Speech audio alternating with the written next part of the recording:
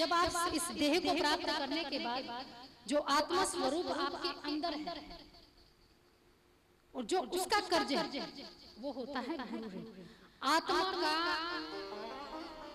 परमात्मा से मिलाने में जो सहयोग देता है वो होता है गुरु। इसका अर्थ ये है कि आपको अपने जीवन में गुरु बनाने चाहिए। ये ऋण तब उतरता है। लोक ऋण ऐसा होता है जो जीवित नहीं मृत्यु के बाद होता है। ये ऋण होता है शमशान का ऋण। शमशान में हम हिंदू धर्मों में आपको पता है दाह संस्कार होता है। लकड़ियों पर अर्थी को रखा जाता है, फिर जलाया जाता है। ये होता है लोक ऋण, यानी जो लकड़ी से संबंधित है व्यक्ति का शरीर। ये ऋण कैसे चुकाया जाए ये विशेष है, क्योंकि इसको आप जीते जी चुका सकते हैं, लेकिन मरने के बाद अगर आप ये ऋण नहीं चुकाते हैं तो आपको इसका बुरा परिणाम प्राप्त होगा। आज आप देखते हैं किसी एक्सीडेंट में मृत्यु हो जाती है किसी की, जिसको कहते हैं अकाल मृत्यु। कोई एक्सीडेंट में मर जाता है, कोई सांप के काटने के बाद मरता है, कोई बिच्छू के काटने के बाद मरता है, या किसी पशु के नजदीक या समीप आने पर मृत्यु हो जाती है। तो इसका कारण होता है वो लोक ऋण। यानी मान लीजिए आपकी उम्र है 100 वर्ष, 100 वर्ष दशांश जो भाग है, जो आपका उम्र का दशांश भाग है, उस भाग में आपको वृक्षारोपण करना चाहिए। यानी आपकी उम्र 100 वर्ष है तो 100 वर्ष के 10वां हिस्सा 10 दशांश यानी 10वां अंश, यानी कि आपको अपने जीवन में 10 वृक्ष लगाने हैं। क्या लगाने हैं? वृक्ष। लकड़ी तो वृक्ष से ही मिलती है। लकड़ी किससे मिलती है? वृक्ष। अपनी उम्र में आपको 10 वृक्ष लगाने हैं, तब आपको शमशान की लकड़ी प्राप्त होगी। यानी गरुड़ पुराण में ये लिखा हुआ है विशेष रूप से। अगर आपने ये ऋण जीते जी नहीं चुकाया तो इसका फल भोगने के लिए भी आप तत्पर रहिए। इस ऋण सभी बाकी ऋणों से इसको सर्वश्रेष्ठ माना जाता है। तो मृत्यु के संदर्भ में था, इसलिए मैंने आपको बताया। यानी आपको जीते जी ही अपना इंतजाम स्वयं करना। मरने के बाद किसी के भरोसे मत रहिए कि पुत्र के भरोसे हैं या किसी बहू के भरोसे हैं या अपने बेटी के। नहीं, जीते जी अपना इंतजाम खुद करके जाइए। आजकल तो 13वीं भी नहीं मनती, तो आप कहाँ छमाई और साल भर का वेट कर रहे हैं? 13वीं क्यों मनाते हैं? क्या कारण है 13वीं मनाते हैं? कोई लंबे समय तक आपको दाना पानी देने के लिए भी आगे नहीं आता। सोचते हैं कि 13वीं के दिन सब कुछ इकट्ठा कर दिया जाए, आगे हम नहीं कर सकते। समय ही नहीं है किसी के पास और कोई विश्वास भी नहीं करता। अब जीते जी तो कोई पानी दे ना दे, मरने के बाद भी दे, इसकी क्या गारंटी? और मृत्यु की भी कोई गारंटी नहीं। कोई गारंटी कार्ड लेकर नहीं आता कि इस दिन मृत्यु होगी। देखिए प्रकृति को भगवान ने कैसा बनाया। हर एक चीज सटीक है, हर एक चीज अपने स्थान पर है। मोबाइल आई, गाड़ी आई, कोई नई वस्तु हुई, हर साल उसका मॉडल बदलता है। मॉडल क्यों बदला? ताकि पिछली बार उसमें कमी रह गई होगी, इसलिए। अब गाड़ी या गाड़ी का कोई एक ही कंपनी की अनेकानेक गाड़ियां आती रहती हैं। इस साल हुंडई की कोई कार आ गई, दूसरे साल वही कार उसी कंपनी की कुछ फीचर्स के साथ आ जाती, नई फीचर्स के साथ आती है। तो इसका कारण क्या था? यानी पिछली में कोई कमी रह गई थी, इसलिए उसको पूरा किया, तब वो मार्केट में आई। लेकिन इस प्रकृति को भगवान ने एक बार बना दिया, संसार को एक बार बना दिया, तो क्या कभी दोबारा बनाने की आवश्यकता हुई? कभी नहीं। एक बार बन गया सो बन गया। और हर चीज का देखिए कितना नियम है, हर चीज अपने समय पर होती है। परिवर्तन होता है हमारे कारण, हमारी बुद्धि के कारण, वैज्ञानिक तथ्यों के कारण, लेकिन वो परमात्मा तो कितना बड़ा कलाकार होगा, चित्रकार होगा कि कभी उसने बदलने की कोशिश नहीं की। एक बार बनाया और फिर कभी नहीं बदला, कभी जरूरत ही महसूस नहीं, आवश्यकता ही नहीं पड़ी। इसलिए उसे परम पिता कहा जाता है, जगदीश्वर कहा जाता है, यानी जगत का ईश्वर। वो सब जानता है, वो सब उसको पता है कि किस व्यक्ति को किस समय क्या चाहिए। दुखी तो देखिए सब है, अगर अमीर से अमीर व्यक्ति भी दुखी है और गरीब दुखी सब। कभी किसी के विषय में सोचकर ये ना दुखी होई कि उसके पास इतना सब कुछ है, मेरे पास ये नहीं है, मेरे पास वो नहीं। लेकिन आपके पास सबसे बड़ा धन आपका शरीर है। उससे पूछकर देखिए, जिसका हाथ नहीं है, जिसका पैर नहीं है, जो बोल नहीं सकता, जो सुन नहीं सकता, आप उसके विषय में। बड़े बुजुर्ग कहते थे कि अपने से नीचे वालों को देखकर जीना चाहिए। हमेशा अपने से नीचे वालों को देखकर जीना चाहिए, ये सही कहा। हम कहाँ हैं, किस पायदान पर हैं, किस लेवल पर, तो उसमें भी शुक्रिया अदा कीजिए आप ठाकुर जी, आप भगवान, कि आपने जो भी दिया है मुझे वो स्वीकार कर। कभी शिकायत कीजिए तो केवल इस बात की कि हम आपको देने योग्य नहीं, हम क्या दें, हमारे पास क्या है, आपको क्या चाहिए। हमारे पास कुछ नहीं, हम आपको कुछ नहीं दे पाएंगे, हमें क्षमा कीजिए, हम आपको कुछ नहीं दे पाएंगे।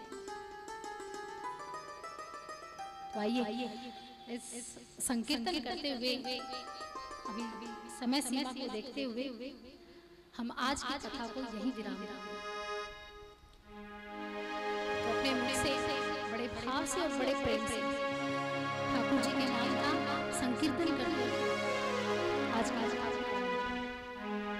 बोलिए श्री वृंदावन बिहारी लाल की।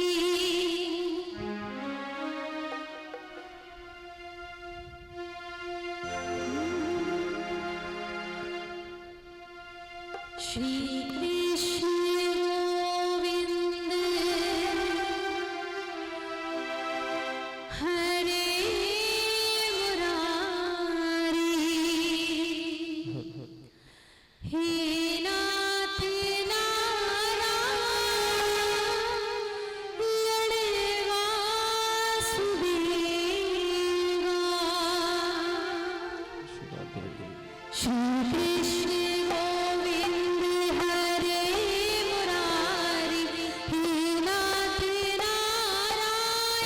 वासुदेव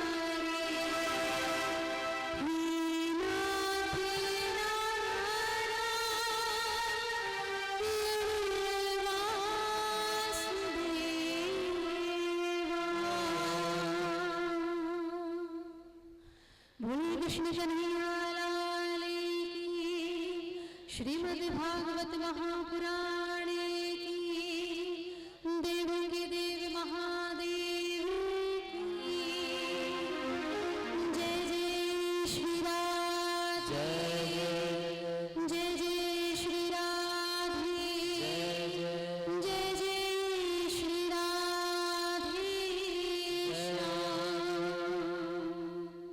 जय श्री राधे। राधे राधे। देखिए वैसे तो कथा